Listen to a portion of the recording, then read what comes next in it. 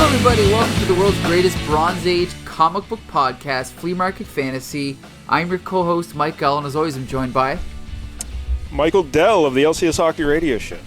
That's right, and this week it is my pick, and we're going straight back to my childhood, and that's why we're reviewing The Inhumanoids #1. Yeah, this is from 1987. Now, Michael, you told me about this last week. I had never heard of the Inhumanoids. And since then, I've done extensive research on the Inhumanoids. Okay. And I just kind of wish I'd never heard of the Inhumanoids. Oh! I don't know. No, now, first of all, I don't know how this could pass you by. I mean, you did watch Transformers and G.I. Joe, right?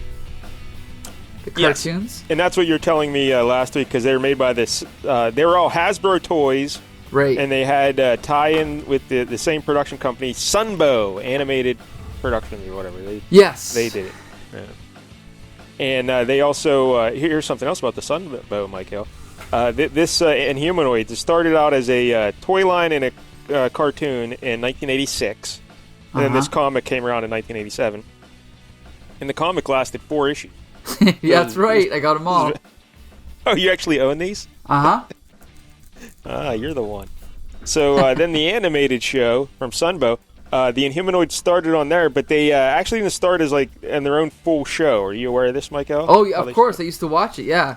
It was split up between, what was it, Gem Robotics and was it the Muscle Machines or Bigfoot and the Muscle Machines. Yeah. Yeah, when I first read that title, Bigfoot, I was like, wait, Sasquatch and the Muscle Machine? No, Bigfoot. The big monster truck.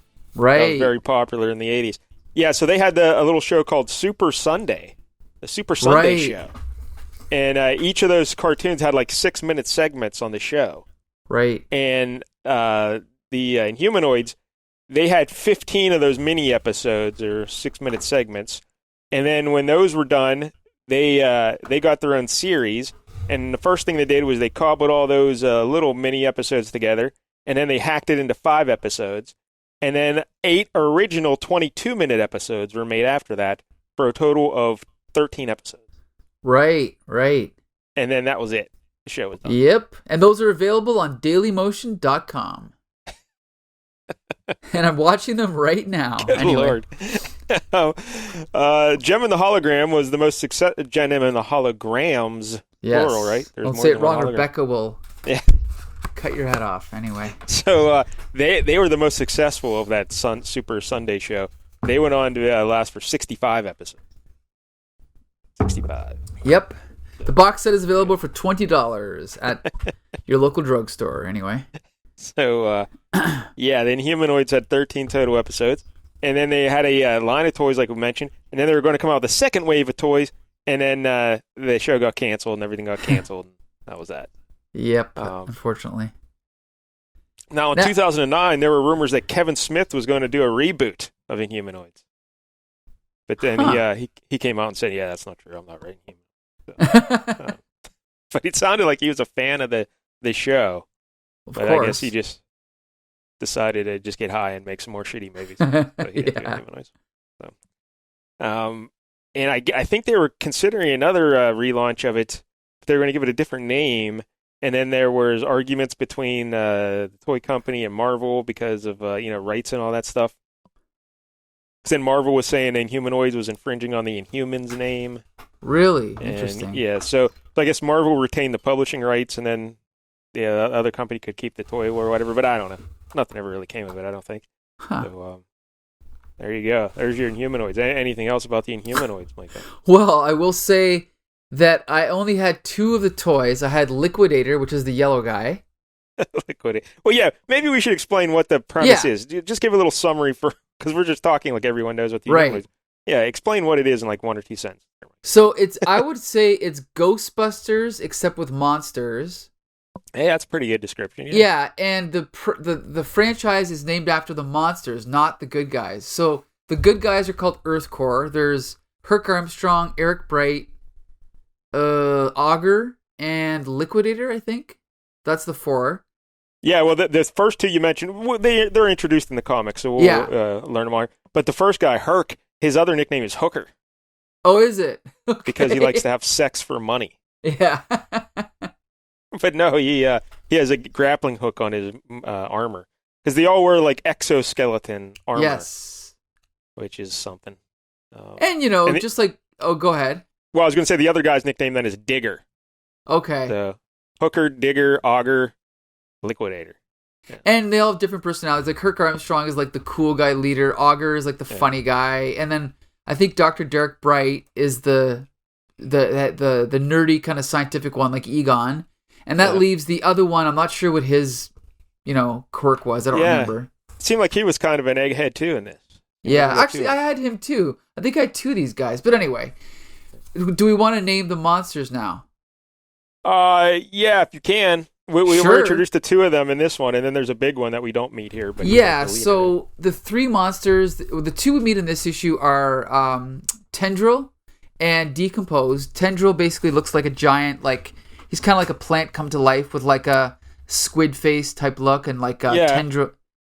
Do you ever read any H.P. Lovecraft, Micah? I was just gonna say yes, exactly. I haven't read any, but I know the idea. But that's what I don't read like. any either. But apparently it's Cthulhu and all that. The right monster kind of looking guy with the tendrils for the face and everything. So so that's Tendril. And then Decompose kind of looks like, I guess you could say, a humanoid, but like with claws, and he has like a dinosaur skull, but his chest is a cavity with the skeleton, like the ribs over top of it, and the ribs open up, and he puts people inside of it to make them turn into zombies. He keeps his weed in there. Yeah. Do you know who did the voice of, what do you say, that guy's name is Decompose? Yeah, Decompose. Do you know who did his voice in the cartoon? Oh, was it perhaps Chris Latta, the voice of Cobra Commander at Starscream? That is crazy, yes. Yes. You actually knew his name and everything. Of course. I was just going to say the Cobra Commander guy. I guess one of the other voice actors I noticed, he just did like a bunch of, I don't think he was any of the main guys, but he did a bunch of different voices with Dick Gautier. Do you know who Dick Gautier is? No, who's he famous for? Jaime the Robot on Get Smart. Oh, okay. Well, I know that Michael Bell did Duke in G.I. Joe, and he plays one of the Earthcore guys. Yeah. And then the guy who voiced Herc Armstrong is the voice of Springer in Transformers Season 3. Who in the blue hell is Springer? Springer was the green helicopter who was introduced in Transformers the movie. I'll take your word for it. Yeah, all of our listeners know who that is anyway. All right. So then there's but those are the two monsters we meet in this issue. But there's like a big monster, right? Yes, the leader, Metlar. Metlar. He's kind of like, a demon. Like he's red. He kind of has horns, kind of like a big demon. It kind of looks like he's wearing like a little suit. Like a little... metallic kind of... Yeah. I don't know how to describe it. But, so there you go. They're your big three Inhumanoids. Now, is that all the Inhumanoids? Are there more of them? Or just I'm currently rewatching the show, and I'm on episode 9. And I think as they go, they start to introduce newer, like not giant monsters, but like newer monsters. I'm not sure if they go anywhere with them, but the ones that we named are the big ones. Now, are we going to talk about the other? Because there's also other characters that they introduced. Like there's the trees. I think they're called the Redwoods, and they have like names like Redlin and... They also have another name for like their Mutors or something like that. Yeah, the Mutors are the rock guys, right? Oh, I don't know. But they're like good, these animated trees, right? Because they had imprisoned the Inhumanoids in the earth. And then the Inhumanoids escaped. Right. So I watched some little YouTube video about this a minute ago. Cool. Yeah, there's Mutors, then there's the one rock guy who's composed of two guys, and I had him as a kid. Yeah, I don't know. What was his name? But he was Steve? Like No. It was like a south and north charged magnetic guy, and he joined into one guy, but I can't remember his name. The toy was terrible because the back toy was good, but the front of the toy was just like a like an outline, like a shell. It was crap. And then there was the trees. I think there was Redlin and Red something, and they were basically trees with faces on them and arms and legs. So I did encounter another name of some monster called Nightcrawler. Does that make sense? Nightcrawler. Which one? I'm not sure who that was. Yeah, I think it was a later one. Okay. And then I guess they said there was also a jet pilot introduced later, Saberjet. Really? And apparently he was supposed to be like a crossover with the G.I. Joe. Really? Because, like, he was also shown in G.I. Joe. And then, like, the same reporter they used to show in the G.I. Joe animated series. Yeah, was it like Hector Ramirez? Hector Ramirez, yeah. He's a ripoff of Geraldo Rivera. Right. And he appeared in Inhumanoids as well, so there was some overlap there. He was in, I think, G.I. Joe, Transformers, and Gem, right? As far as I know. Probably, yeah. Yeah, very cool. Well, again, way too liberal at the very cool. Oh, come on. A shared universe between all Sunbow properties? That's cool. What is Sunbow doing these days, Michael? Anything? Not much. Not much as far as I know. Yeah, all right. Yeah. So there you go. There's your backstory for the Inhumanoids. The writer here is Jim Salicrup. Yep. Good old Jim Salicrup. Now, Michael, I totally forgot we had done a Jim Salicrup book in the past on the show, so I started researching him, and I came across the little bit about he began his career when he was 15 when he wrote to Roy Thomas and volunteered to be a Marvel slave. Right. I was like, wait a minute, I remember this. Either Roy Thomas had an army of slave children, or I remember the story. So, do you remember what book it was that we did? Oh boy, no, I don't. Do you? It was the Spidey Super Stories with Bex Luthor. Oh, that makes sense. Yeah, okay. Yeah, he did. He wrote a bunch of those. So, he was an editor and writer. He worked at Marvel for 20 years, and then he went to Topps Comics, and he wrote all 4 of the Inhumanoids. If you want more on Jim Salicrup, go listen to that Super Spidey Stories episode, or Spidey Super Stories. There you go. What the fuck it's called. And the artist here is James W. Fry. Yep, and he drew another comic we did as well. Remember that? I do not. Star Trek #1. Oh, no shit. Yep. Yeah. Wow, because I don't remember. Yeah. Because he doesn't have a Wikipedia page, so I guess that's why I didn't remember reading about it. Yeah, he didn't do much. I looked up his credits at Marvel. He has 57 credits at Marvel. He did 2 issues of the Inhumanoids. He did the first 2. Then he did the first 4 issues of Nomad. Oh, cool. And he did 9 issues of Mark Spector Moon Knight. And he still has a website, ToonGuyFry.com. Really? ToonGuyFry.com. You can go read about him there if you want. Toon Guy Fry. I do. But, so there you go. They're the creators here behind this here book. So, and we should say that this issue is based on the first 6-minute episode. So if you were to watch like the full 22-minute episode, this would be the equivalent of the first segment, right? Before the commercial break. And and that cartoon was written by... Huh? No one's going to watch that. So yes, they are. They're on there right now. And just so you know, the episode was written by Flint Dille. So we got to give him credit. Does that mean anything to anybody? Of course, Flint Dille. Everyone knows him for all the behind-the-scenes featurettes on the DVDs for G.I. Joe. Come on, Flint Dille. He's my friend on Facebook. Anyway. All right. Well, he's still your friend on Facebook. He hasn't blocked you yet. No, not yet. No, I haven't said anything, stupid yet. So, at least to him. Get into an argument over the finer points of the Inhumanoids. Yeah, there you go. All right. Well, let's look at the cover here. All right. So just so the listeners know, this is not the official Inhumanoids logo. It's kind of a tossed together logo, but we see here at the top, I love this tagline, the ferocious first issue of the Inhumanoids. We see the corner box, Star Comics, that's Marvel's, younger readers line. We have a nice shot of Decompose in the corner box, and then below that it says Marvel. And it says, featuring the beast-busting Earth Core. And we see this nice shot of Tendril kind of bursting out of, the Earth and attacking Earth Core. And the 4 members of Earth Core are recoiling in fear. And they're all wearing their suits, but funny enough, they all have their masks off. So they're in danger. Yes. And then there's also the future 5th member of the team who hasn't joined yet. Her name is, what is her name again? I can't remember. I will find it. We'll find out. It begins with an S. But the one thing I always noticed as a youngster when I was 12 or 13 reading this, you notice the anatomy on this woman here, the way that she's being tightly held by Tendril. Yeah. You notice that? Yeah, what are you trying to imply, Michael? No, nothing. I'm just saying very pronounced anatomy there. We'll just leave it at that. Well, I don't know. Yeah. Anyway. You wouldn't notice those things, but I would. No, okay. I'm a gentleman. I don't notice those things. Yeah. But about this cover, it's a striking cover. It's Fry also drew the cover. keep in mind when we're looking at this art, it's a kid's book, so Yeah, well, simplified and everything. Most of these are, but anyway, not like US1, but yeah, I get your point. Yeah, yeah, but I like you mentioned how it's not the normal Inhumanoids header or whatever title logo, yeah, logo, whatever. But I actually like this one better. I think really, it's just like a monster movie font. Right. It's in yellow, outlined in blue. But I think what you're talking about is there's another logo with a hand, a mutant monster hand crawling over the name, right? Right. If you actually go to number 2, that's the official logo, right? Yeah, I like this one better, I think. Really? It's just simpler and bang, right there. Yeah, so there you go. And Inhumanoids the cover. I like the cover. So, if I was a kid and I saw this, I'd be like, hey, what's going on there? Right.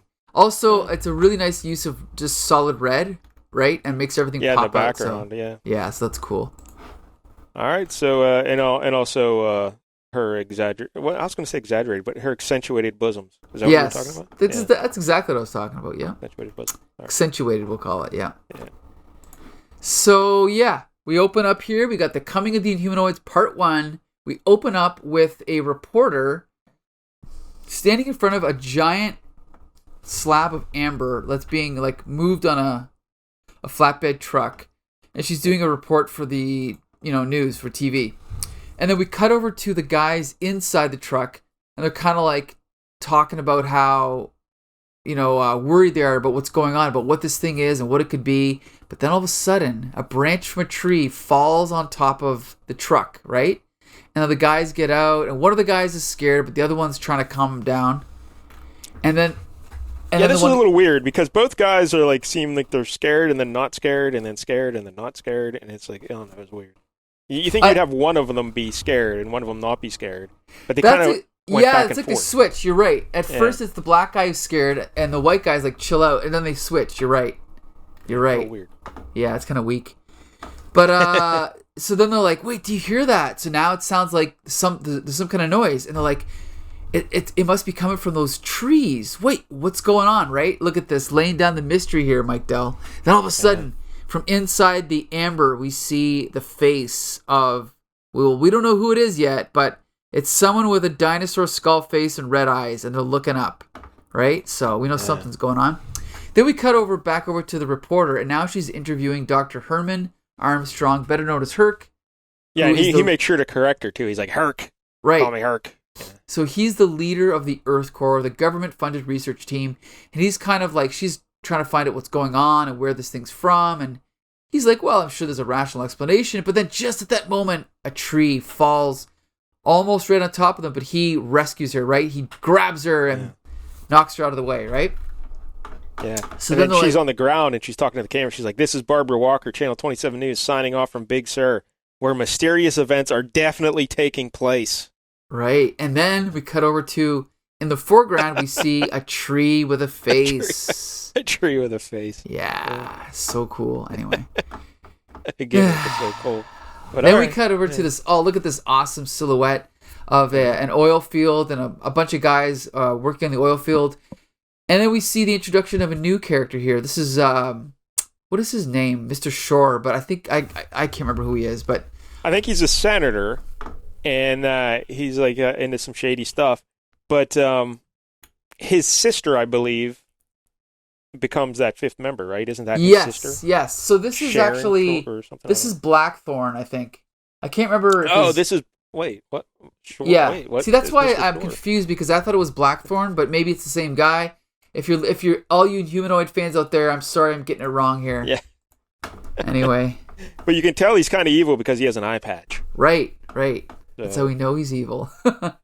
Anyway, so he wants to keep drilling. They're like, well, we've gone down, there's nothing down this far. And he's like, keep going, take it down 2 miles. And then all of a sudden they hit something. Oh, wait, it feels like a punch through a wall. But then it smashes through, and then there's all this electricity coming, and then the tower gets knocked over, and then there's all this smoke coming out, and then they're like, something's coming out of there. Then we see these tentacles rising from the hole and all this smoke, right? The smoke begins to clear, and then all of a sudden everyone's running away except for Mr. Shore. He's like, the ancient documents were right. The Inhumanoids live, and we see this great shot of Tendril climbing out of the hole, right? Almost a full page splash. It's nice. That is good. That's very much out of like the 60s monster comics. Right, yeah. It's good stuff. I like it. I like the inking, the art. We'll talk about that later, but it's good. So then we cut over to San Francisco, and we see this, like, whatever you want to call this, like this, not like a press conference, but they're basically, Sandra Short is on stage introducing the members of Earth Corps, Herc Armstrong, Dr. Derek Bright, Augur, and Liquidator. And they're there. This is kind of like a scene out of King Kong where they've got this giant amber thing on stage. Sorry, I got a stuffed up nose. And then they're presenting it to the world basically. And then all of a sudden the curtain comes up, but then out of the, amber comes this face, this dinosaur skull, almost like snake face with big fangs. And it's like, scree. And then the audience, screams in terror. They're like, uh-oh. And then one of the guys is like, I told you there was weird energy around that thing. So all of a sudden it feels like there's an earthquake, right? Like there's all this movement. There's all this debris falling from the ceiling. The amber cracks open. The face, pushes through. And then we realize... Yeah, I was a little confused by that because like it seems like the face comes out of the amber originally, but the amber doesn't break. Right. Yeah. And then we see the face coming out of the amber down below, so I was confused. Could you explain Maybe in the first page it's supposed to be behind, maybe it's colored wrong, like it's supposed to be inside the amber, maybe that's it. Yeah, all right.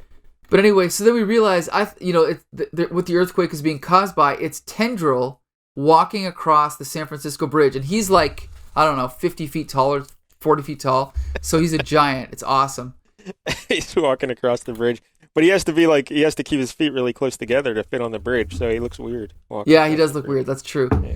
So then Earth Corps is like, oh no, look, they see Tendril, then they look back and they see Decompose breaking out of the thing. So they're like, uh-oh, Earth Corps, suit up.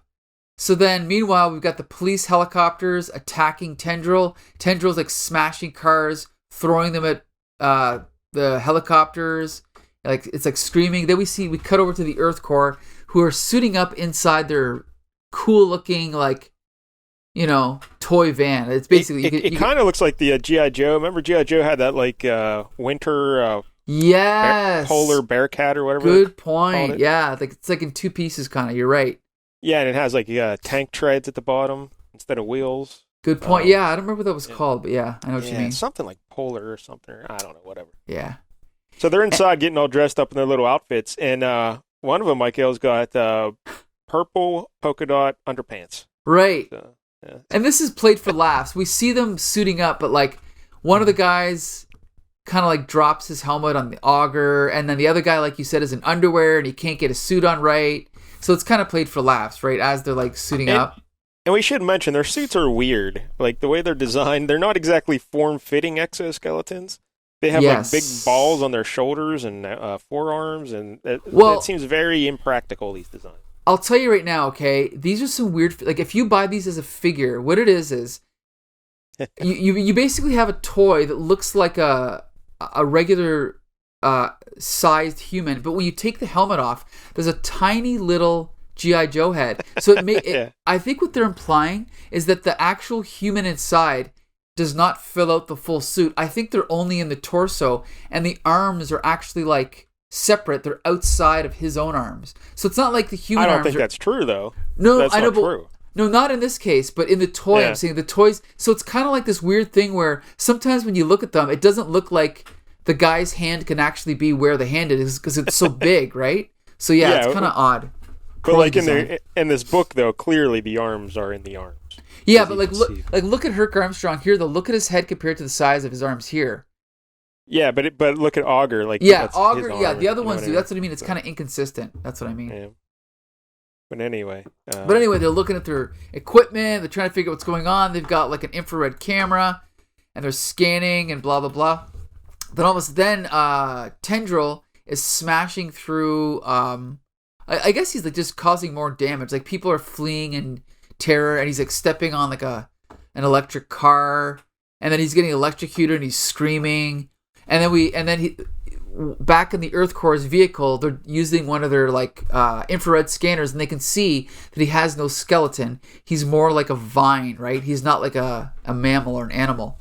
So then they're like, well, we need a tissue sample. So then Augur, the funny, crazy one, is like, well, leave that to me. So he activates this like little electric kind of like knife. And without his helmet on, he's going to run out and go cut a piece off of this guy. And Herc Armstrong, the leader, is like, Augur, don't. But he takes off anyway. And then Liquidator's like, I'm going to go check out that thing in the amber block. Liquidator, wait. And then he just leaves. Herc Armstrong's like, I just love the way these guys jump every time I give an order. It's like, wah, wah, wah, right? Yeah. No one listens to Herc. Exactly. So then, what's his name? Tendrils outside of this, like, you know, whatever you want to call this, hallway, or what would you call this? Like, not theater, but like whatever they were in. Yeah, I guess it's like a theater. Wasn't it like a museum? Yeah, but it's like it has like theater seating and like a dome, so whatever you want to call that. Yeah.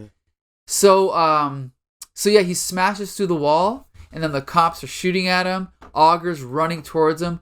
Augur slashes off a little piece of his leg to get like a sample of his flesh, and then Tendril is like recoiling. He tries to attack him by stepping on him, but then Herc Armstrong shoots his grappling gun, wraps around his foot, and like tries to trip him, and he seems to fall, but then he's back up again.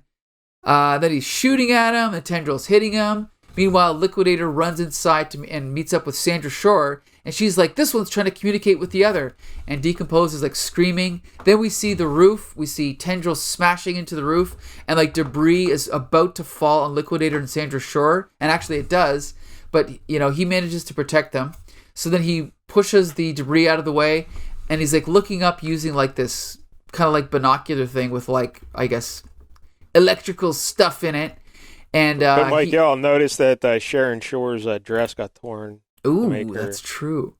Even sexier. So we can see more of her anatomy, right?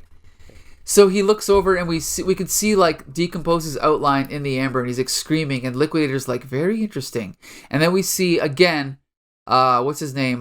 Tendril smashing through the wall, and then Liquidator holds up. He's like, maybe if I try another lens. So he's about to put another lens inside those binocular things, but then a piece of the ceiling smashes down in front of him. So then Sandra Shore is like taking off, and he's like, wait. He's like, and she's like, oh, they were right. You Earth Corps guys are crazy. And he's like, no, I just like my work. And so she's trying to get him to leave, but he wants to stay and keep studying, right? But then, just at that moment, Tendril finally breaks through the wall. It's like, I free you, Decompose. Decompose is like, yes, Tendril, release me. Then together, we will free Metlar. And then he breaks the amber, and then all of a sudden, Decompose is free. And we see the exact same shot that we saw on the cover in the corner box, right? And then, we end the issue on a giant full-page splash of Decompose reaching down to crush Liquidator and Sandra Shore as Tendril stands behind him. And it's a really good shot. And that's it. To be continued. She says, what is that thing? And Decompose says, decompose. Right, because in the cartoon, that's what he always said that. Like whenever he grabed someone to turn him into a zombie, he'd always say, decompose. That was his thing. So that's what he does? He turns people into zombies? Yeah. He turns them into like kind of zombies with skulls and whatever. Yeah. Oh. And that's the end. So there's your first 7 minutes of the cartoon right there. Now, Mike, I heard tell that this Sharon Shore lady, she gets turned into something later on? She gets her own suit and becomes a member. But because I thought she turned into an Inhumanoid or something. Oh, she does. She gets zombified like a couple episodes later. No. Yes. Yeah. Oh, no. Poor Sharon. Yeah. Is it possible to become de-zombified, or is she just... Oh, yes. They just have to get exposed to what they call bright burn, which is what you and I know as sunlight. Oh. So zombies that are cured by sunlight. Yes. And in that case, the whole zombie thing might not be that bad. You can just go outside and you're back. Right. Not so bad, yeah. So that's it. Wow, what an experience. Humanoids. Yeah, I agree. So, what do you think? Whew. Well, I gotta say, it actually held up better than I thought it would. I mean, I'm a huge fan of the show. I love Flint Dille. I love all the guys that wrote G.I. Joe and Transformers. So I think this cartoon is just about equally as good. And since this is almost a direct adaptation, I think this issue is good. And I thought the art was good. So yeah, overall, I really like this comic. Yeah, I mean, keep in mind, it's a kid's book. It's meant to sell toys, and that's what they're trying to do here. But it's an interesting little premise. You know, you got the monsters coming up, and you got these 4 Ghostbuster guys trying to fight the monsters. You got someone named Hooker. Although I don't think they call him Hooker in this at all. No, they don't. No. Yeah. You got the Cthulhu-looking guy. Decompose. When I look at Decompose, I'm like, that guy looks familiar to me. Okay. So maybe I am aware of the Inhumanoids. But then I was thinking, maybe I'm just remembering that guy. Remember that we did that Ghost Rider issue where Ghost Rider's fighting like that demonic skeleton guy? What was it? The demon, yeah. It was like Zarathos, something like that. Along those lines. But yeah, it kind of looks similar because he had like bones on the outside of his body too, or something. Right? True. But yeah. So yeah, I mean, it is what it is. I mean, fine. Well, I gotta point out something, and I've pointed out before. The reason I like these toy tie-ins is because every premise is completely different, right? Not like superhero books, where you've always got to find a different reason for the superhero to get his powers, a different reason for the superhero to have motivation, and then he just gets a secret identity, he gets his job, and they're all kind of the same, whereas these toy tie-ins, every one of them is different. And I also want to point out that for the first few years of my comic buying, life, I didn't really read any superheroes. I read G.I. Joe, Transformers, Inhumanoids, all this stuff. And so it's just kind of interesting that I didn't get into superheroes until later. It's kind of weird. You know? Yeah, it's very strange. Because I can't believe you read Inhumanoids. I'm like, yeah. Oh, yeah. This is awesome. Of course. And it's fine. And then when you get, I'll tell you right now, when you get to number 4, it ends on a cliffhanger, eh? Because they just I don't think they knew they were ending. Yeah, exactly. So they just got canceled. I'm still waiting to find out what happens next. But I'll say, I'm not a huge fan of their armor. Like if I was a kid looking at those outfits, I'd be, it's lame. I don't want to. I like Herc Armstrong. He's the best one in my opinion. But even their little outfits, you think they're because they compare their outfits to what was going on in G.I. Joe at the time. You know? Like I know what you mean. Like Liquidator, I actually had Liquidator. He's the worst. I don't know. They're okay. Their outfits. Like if I was a kid and I was looking at these guys, they seem like very childlike. Their armor, like building block kind of armor. Really? Yeah, and like G.I. Joe would have been cool. You know? Well, I also got to point out G.I. Joes were I think 3.5 inches tall. These guys are more like 6 inches tall, so they're bigger. And the weird thing is, I guess Flint Dille or Buzz Dixon, he said the reason the toys failed is because with Transformers, you had the big guys, you had the medium guys, and then you had like the little guys. So if you couldn't afford the big guys, you could buy the small guys. But with Inhumanoids, the main guys themselves were fairly large, and then you just jumped right to the monsters who were gigantic, and they probably cost like $20 each or whatever. And so that's why they think the line failed. It was just too expensive. Now, you just mentioned that guy's name, like we all know who he is. Buzz something. Buzz Dixon, one of the main writers on G.I. Joe and Inhumanoids. And Flint Dille is the main writer, though, on this. And he's also a writer from G.I. Joe. But those guys never did comic books? They just did animated stuff?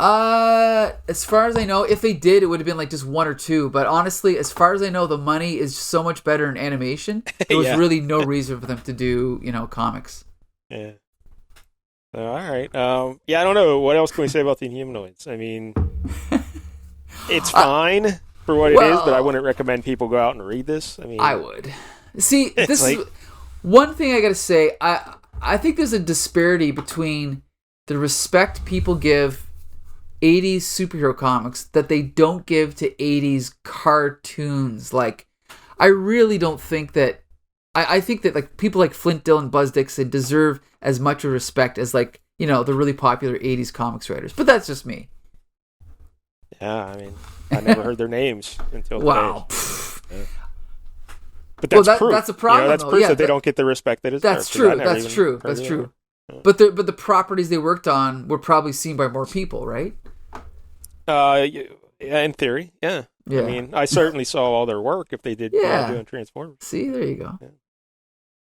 So there you go, Inhumanoids. I wish we could talk more about it because it's going to be the shortest episode ever, but I just don't know what else to say about it. What else can you say about the Inhumanoids? I'll just say that this would make a perfect movie adaptation.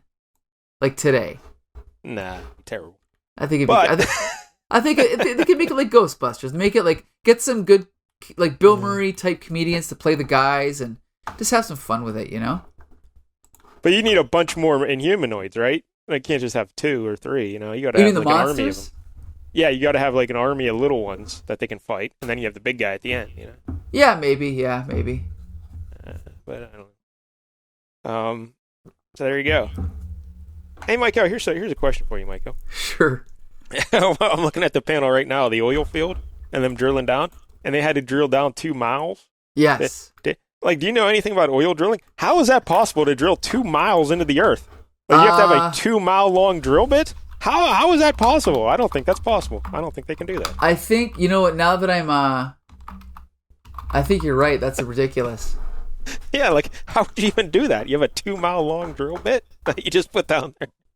I don't know. That seems weird. Well, wait a minute here. I'm looking at... I think the average depth is like, it's less than a mile, but it's still like 3,000 and some feet. So how do they have a drill bit that's 3,000 feet long? That seems probably crazy. Not, eh? Probably not. How does that work, Michael? Explain this to me. Know. I'm a grown adult man who has no concept of drilling into the earth. Help me out. I don't know. I have no idea. It's obviously, you know, you got to suspend your disbelief, right? I want to say monkeys are involved. Because I think that monkeys can explain anything. They send monkeys down with like spoons, and they dig them up. So I'm going to go with that. All right, so there you go. That's Inhumanoids. That's all I got to say about it. So 1 out of 10, Michael. What do you give Inhumanoids? Whew. Well, for the kids' comic scale, I give it a solid 7 out of 10. Yeah, I'll for the kids' comic, I'll go 6. Okay. 6 out of, you know, like for what it is, it's fine. But again, I don't like the armor. I mean, that armor looks so terrible. I'm looking at the cover again. Yeah. It's just so awful. Well, Augur looks terrible. The guy in pink or purple, that's brutal. But I do like the green. What about Liquidator in yellow? That's not. Yeah, he's not great. But the other 2 guys are better. Either. I like the guy with the claws. He's cool. All right, so that's the Inhumanoids. Next week on the big show, we're going to go, I think, another Jim Salicrup production. Oh, no, really? I think so. And it's also a TV show, but it's a vastly superior TV show to the Inhumanoids. From 1984, I believe. We're going to do A-Team, issue 1. Whoa! Really? We're on a roll here. Another That's TV right. property, eh? Yeah, I don't know. I just stumbled across this for some reason. I was like, oh, A-Team had a comic book? What the fuck? How are we not reading the A-Team comic book? And this is Star Comics, right? I have no idea. It's Marvel. I don't know. I guess it's under... I don't know if it's under Star or not. Interesting. Yeah, issue 1. And there's only 3 issues. So, now issue 2, BA fights a sumo wrestler. So I was like, oh, I should pick that one. But issue 1 has a really nice cover. Like, it has the more striking cover. So I went for that. So which one are we doing here? We're going to go issue 1. Wait a minute. It says there's 3 issues here. I'm looking at it. Yeah, there's 3 issues. Oh, I think there's 2. Okay. No, there's 3 issues. But I was considering doing issue 2 because he fights a sumo wrestler. Okay. That seems pretty awesome. But maybe let's just do issue 1. Sure. I'm pretty sure I had this as a kid. Yeah, I never had it. I didn't even know there was a comic book until today. So. Interesting. Huh. Yeah, I don't want to, spoil it, but I'm looking at who drew it. Marie Severin, an infamous, legendary Marvel artist. That's pretty cool. Yeah. She, one of the favorite books we ever read on here, for me at least, Beware the Cat, Claws of the Cat. Oh, yes, that's right. And she colored that, and she colored the hell out of that book. It's the most amazing coloring job I've ever seen in a comic book. Yeah. So. Awesome. All right. There you go. So there you go. You can find every episode of Flea Market Fantasy on Stitcher, Spotify, or Apple Podcasts under Comic Book Syndicate. You can also follow the Syndicate on YouTube, Facebook, Twitter, and the Comic Book Syndicate website. Every week we pick a different Bronze Age book. 1 week I pick, 1 week Mike Dell picks. So until next Tuesday, disperse!